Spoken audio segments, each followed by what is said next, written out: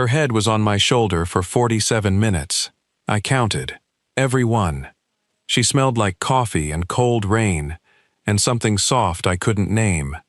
Her breathing was slow and steady, and her hair was against my jaw, and I didn't move. I didn't adjust my arm. I didn't cough.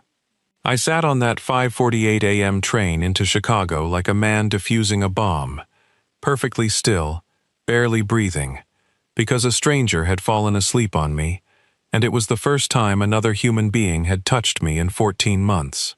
When the train slowed for her stop, she sat up, blinked, looked at me like she was remembering where she was. "Oh God," she said. "I'm so sorry. I didn't mean to."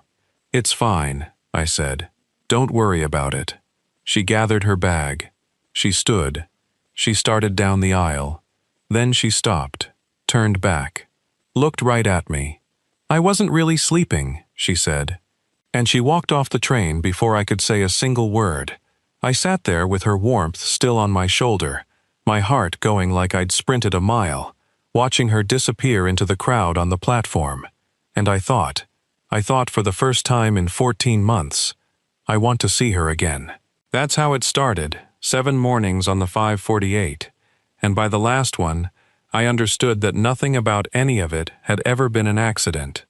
Let me back up. My name's Cole Sullivan. I'm 33.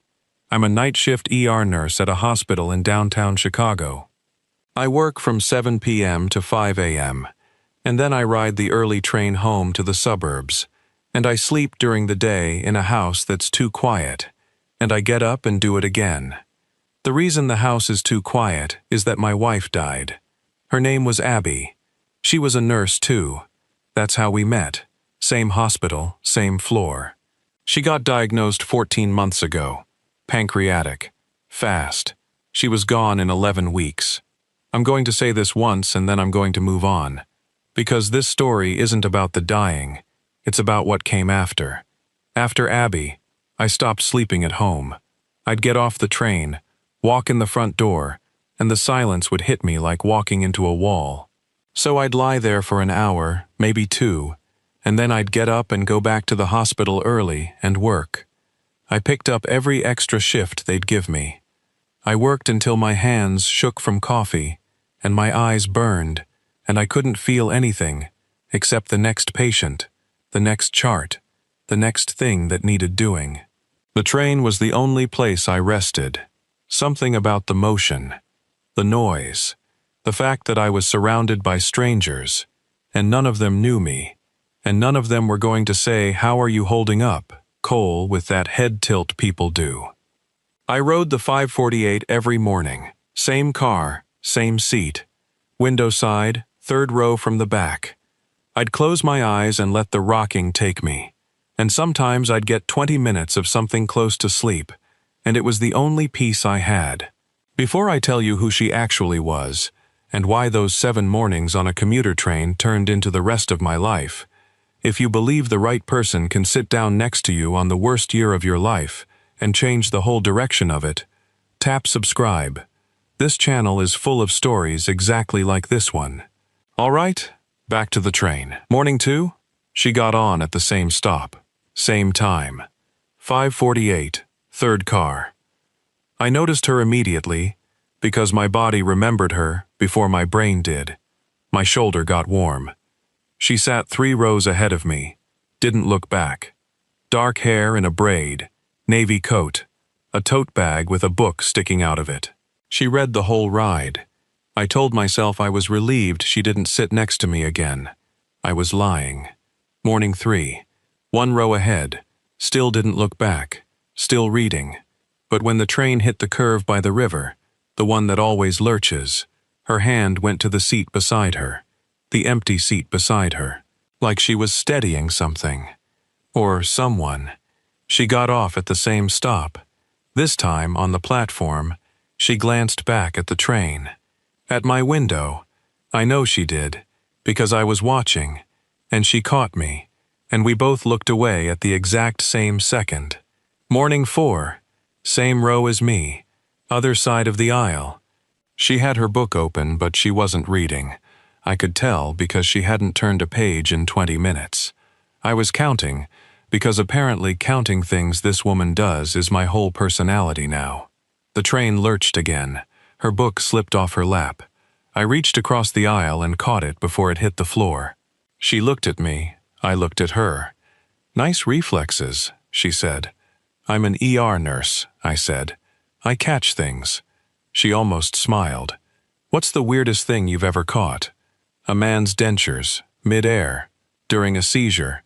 She laughed. "A real one, out loud, the kind that turns heads in a quiet train car." "I'm Hannah," she said. "Cole, Cole." She said it like she was tasting it. "You ride this train every morning. So do you." "I've only been on it a couple weeks," she said. "You've been on it longer. I can tell. You've got a seat. People who have a seat have been riding a long time." Smart. Observant.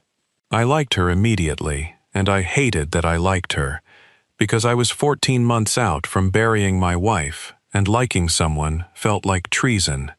"Where are you headed every morning?" I asked. "Keeping it safe." Something flickered across her face. "The city. That narrows it down. It's supposed to." She smiled. But the smile didn't reach all the way. She got off at her stop. Same stop. Every morning. The same stop. Morning 5. She sat next to me. No preamble. No asking. Just sat down, set her bag between her feet, opened her book, and existed beside me like she'd been doing it for years. We didn't talk for the first 20 minutes, and it was good. It was the kind of quiet I hadn't felt since Abby, the kind where two people are comfortable enough to let silence sit between them without filling it. Then she said, without looking up from her book, "You don't sleep at home, do you?" I turned. "What?" "You sleep on the train. I've watched you. You get on looking like you haven't slept in a week, and by the time we hit the river, your eyes are closed and your hands relax, and you actually rest." She still wasn't looking at me. "You don't do that at home. Something about home won't let you." My throat closed. "You don't have to tell me what it is," she said. "I just wanted you to know that somebody noticed." I didn't tell her. Not that morning. But something cracked. Some wall I'd built out of shifts and coffee and not feeling. She'd put a hairline fracture in it, with one observation, and I could feel the whole thing starting to give. Morning 6. She told me about herself, or she told me some of it. I know now she was being careful about what she gave me and what she held back. Hannah Reed, 31. She was an illustrator, children's books, freelance, worked from home most days. She'd grown up downstate, Springfield, moved to the suburbs a year ago. She lived alone. "Why the early train?" I asked. "Every morning, 5:48. That's brutal for someone who works from home." She turned a page. "I'm visiting someone." "Every day?" "Every day." "That's a lot of visiting." "It's a lot of someone," she said quietly. I didn't push. She didn't offer. We rode in silence the rest of the way, and when she got off, she touched my arm, just briefly, 2 fingers on my sleeve, and said, "See you tomorrow, Cole." 2 fingers on my sleeve. I felt it for the rest of the day. That night, during my shift, I did something I'm not proud of. I looked her up. Hannah Reed, illustrator. She had a website, children's books, beautiful work, watercolors, the kind of soft, careful art that makes you slow down. On her About page, one line, "For my mother, who taught me that the best stories are the ones you tell somebody who needs to hear them." Her mother. She was visiting her mother, every day, on the 5:48, and then I looked at the address of the hospital where the train let her off. It was mine. My hospital. She was coming to my hospital every morning. I walked down to the patient directory. I typed, "Reed. Margaret Reed. Room 614. Oncology." The air left my lungs. Her mother was dying. In my hospital. On a floor I walked past every single night. I stood in that hallway at 3 in the morning, and I understood, suddenly, horribly, exactly why Hannah Reed rode the 548 every day, and why she hadn't told me what she was visiting for, and why she'd looked at me the way she had when she said something about home won't let you sleep. She knew. She recognized it. The look, the exhaustion, the grief you wear like a coat you can't take off. She was watching hers come. Morning 7. I sat down next to her. I know about your mom, I said. Her whole body went still. I work at that hospital, Hannah. I looked her up last night. Room 614. Oncology. I kept my voice steady, but my hands were in my lap, and they were not. I'm sorry. I shouldn't have looked, but I needed to understand why you've been on this train. She closed her book. She held it in her lap with both hands, knuckles white. How long? I asked. 3 months, maybe 4. They're not sure anymore. Her voice was flat, practiced. The voice of someone who's said it enough times that the words have gone smooth, like river stones. She was diagnosed a year ago. She was in Springfield. I moved up here to be close to the hospital. I ride this train every single morning to sit with her from 6 to noon, and then I go home and I draw pictures for books about talking animals and I pretend I'm not losing the only person who ever. She stopped, started again. She's all I've got, Cole. I know what that is, I said. I know you do. She looked at me. I know you do. That's why I sat next to you. And here's where the whole thing turns over. Here's the twist I didn't see coming. Not the mother. Not the hospital. Something else. I have to tell you something, she said. And you might be angry. People keep telling me I'm going to be angry, I said. I never am. Your wife, Hannah said. Abby. The train noise disappeared. My mother's been in oncology for a year, Hannah said. She had a lot of nurses. Most of them were fine. Professional. Kind enough. But there was one. Her voice thickened. There was one who sat with her at night when she couldn't sleep, who brought her tea, who talked to her about anything. Books, old movies, her garden back home. This nurse treated my mother like a person instead of a room number, and Mom talked about her every single day. The kind one. The one who lost her husband.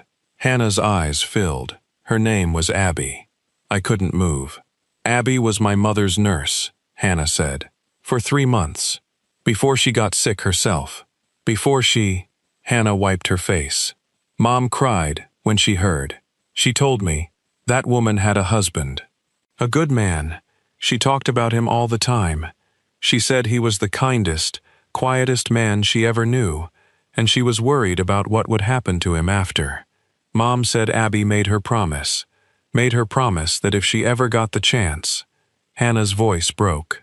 She said, look after him. He's going to try to disappear. The train rocked. The city was coming up through the window. I couldn't see it. I didn't plan any of this, Hannah said. I didn't come looking for you. But Mom told me his name, Cole, night shift ER, and one morning I got on this train, and there you were. 3rd row, window seat, not sleeping. And I thought, that's him. That's the one Abby worried about. She was crying now, not hiding it. And I told myself I'd just look. I'd just make sure you were okay. I wouldn't sit next to you. I wouldn't talk to you. I'd just check. For Abby. For Mom. She looked at me. And then I sat next to you. And you caught my book. And you were exactly what she said you were. And I couldn't stop. Morning 1, I said. My voice sounded like it belonged to someone else. You fell asleep on my shoulder. I wasn't sleeping, she said. I told you that. I wasn't sleeping, Cole. I was leaning on you. On purpose. Because I'd spent 3 weeks watching a man disappear into a window seat, and I needed to know if you were still warm, if there was still a person in there. She pressed her hands together, and there was. You didn't move for 47 minutes. You let a total stranger rest on you, and you didn't flinch, and I thought, Abby was right. He's still in there. He's just been alone too long. I sat on that train and I cried. for the first time in 14 months. Not the kind you hide. The kind that comes up from somewhere deep and old and doesn't ask permission. I put my face in my hands and I broke, right there in the third row of the 548, and Hannah didn't say a word. She put her hand on my back. She left it there. She didn't try to make it smaller. When I could talk, I said the only thing I had. She sent you. She didn't send me, Hannah said. She asked someone to look after you. I just happened to be the one who could. That's the same thing. Maybe, she said. But I didn't fall for you because Abby asked my mother to watch out for you. I fell for you because you caught a book before it hit the floor and told me about a man's dentures during a seizure, and you sat perfectly still for 47 minutes so a stranger could rest. She looked at me with those dark eyes, red-rimmed and steady. Abby got me on the train. You're the one who made me stay. I want to tell you I handled that morning perfectly. I didn't. I went home. I closed the curtains. I sat in the dark, and I felt the walls close in, and every instinct in my body, the same instinct that had kept me moving for 14 months, told me to pick up a shift. Fill the hours. Don't sit in this. Don't feel this. Run. I almost called the hospital. I had the phone in my hand, but I heard Abby's voice, the way I used to hear it on the bad nights. Not the sick Abby, the real one, the one who'd lean against the nurse's station and say things that sounded like jokes and landed like wisdom. Cole, you can't outwork grief. You can only outwork yourself. And then grief's still there, and you're just tired. I put the phone down.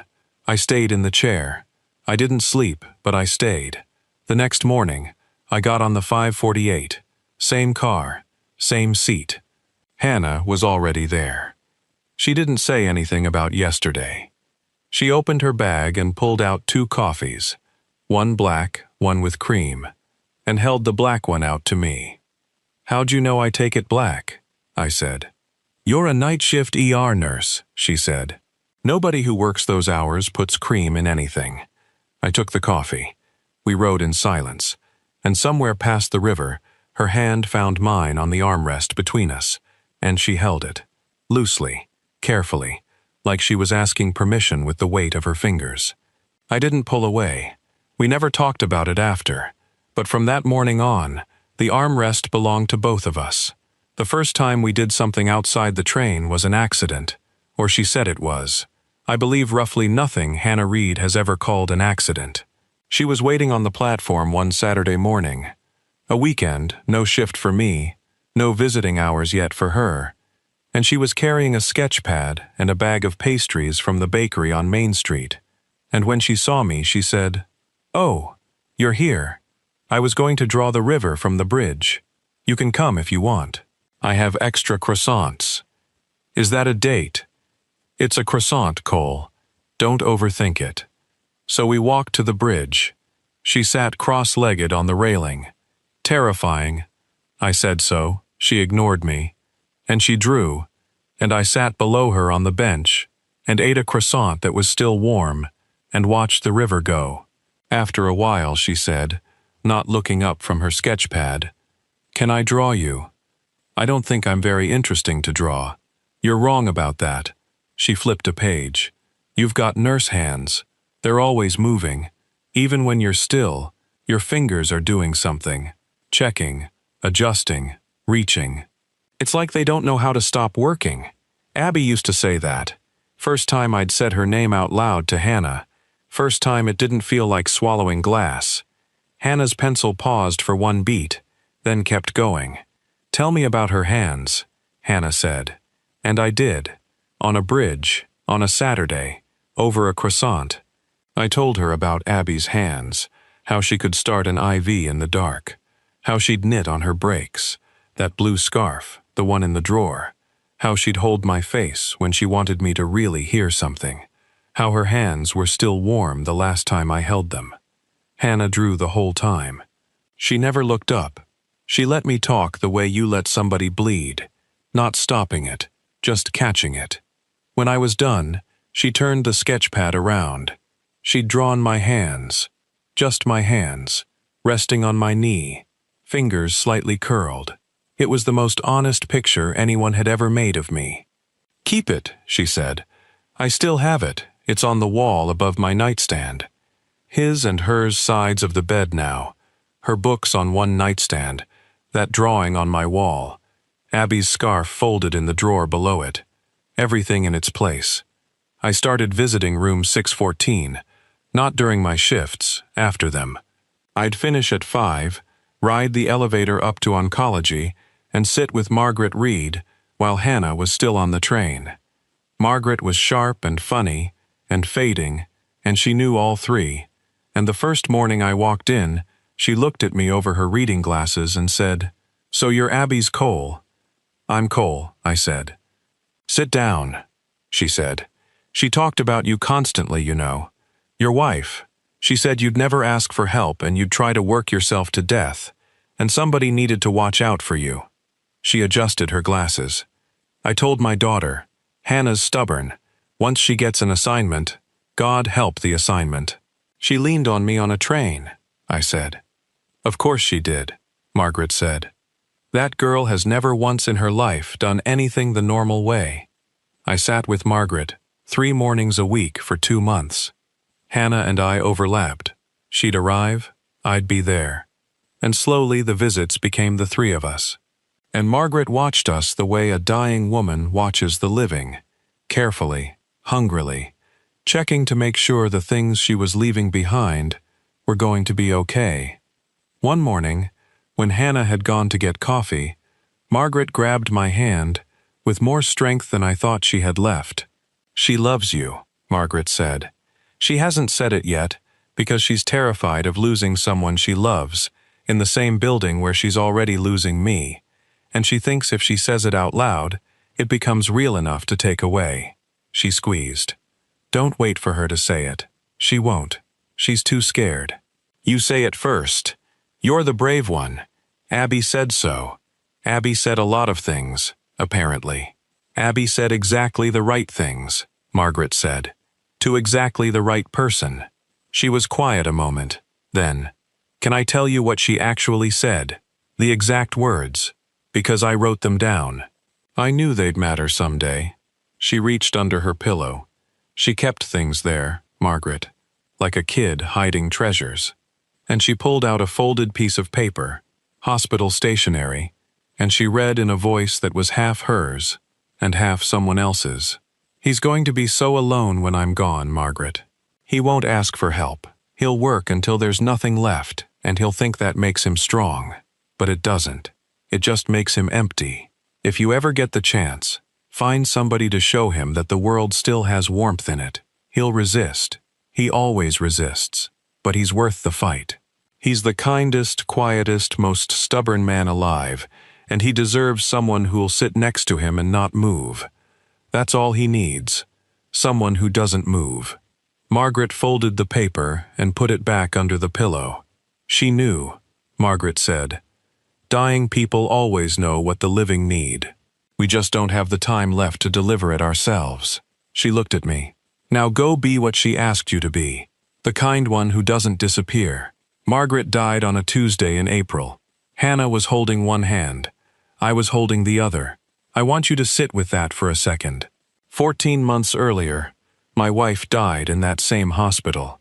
And now I was back, holding another woman's hand, on the other side of the same kind of goodbye. And I wasn't running. I wasn't picking up shifts. I wasn't disappearing into a window seat. I was there. Showing up, it turns out, is the whole trade. Same as Cole's dad and the hardware store. Same as Abby's tea at midnight. Same as a woman who rode the 548 every morning to sit beside a dying mother and came back every night to draw talking animals because the world still needed gentle things. Showing up. Hannah fell apart after Margaret. Of course she did. The woman who'd held it together for a year, who'd ridden that train every single morning, who'd been brave and steady and careful with everything. She cracked wide open, and I caught her the way I'd caught her book, before she hit the floor. I didn't try to fix it. I sat with her, in the dark, in the quiet.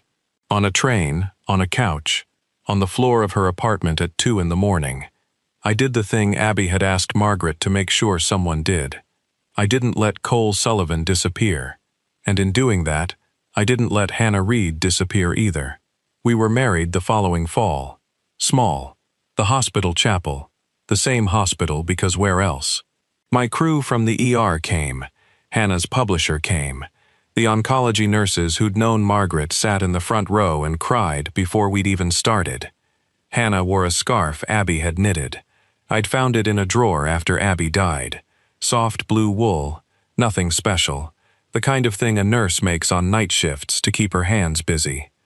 I'd kept it because I couldn't throw out anything she'd touched, and when Hannah saw it, the morning of the wedding, she held it to her face and breathed it in and said, "It smells like the tea she used to bring Mom." She wore it around her shoulders the whole ceremony. We still ride the 548 sometimes. Not every morning. I switched to day shifts, finally, because I've got a reason to sleep at home now. But some mornings, the hard ones, the anniversaries, we get on that train together and we ride it into the city and back. Same car, same seat, third row, window side. And every time, every single time, she leans her head on my shoulder. And I don't move. And about 10 minutes in, she whispers it. I'm not really sleeping. And I say, I know. And we ride like that. Two people who found each other on the worst commute of their lives, resting against each other in the early light. Not sleeping, just choosing, over and over, to stay exactly where they are. If somebody ever showed up for you when you'd already decided nobody would, a stranger, a friend, anyone who saw you disappearing and refused to let you, I want to hear about it. Tell me your story down in the comments and tell me where in the world you're watching from tonight. I read every single one. Somebody wrote in last week from a night shift, and I've been thinking about them all week. If that's you, I see you. Don't disappear, and be honest with me before you go. If a stranger fell asleep on your shoulder on a train, would you have sat still for 47 minutes like I did, or would you have moved?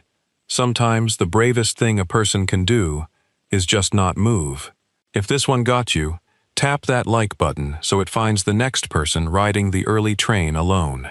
Hit subscribe. Turn on the bell. I'm here every single week with a brand new story about the kind of love that sits down beside you when you've stopped expecting anyone to. You're not as alone as you decided you were. Glad you're here.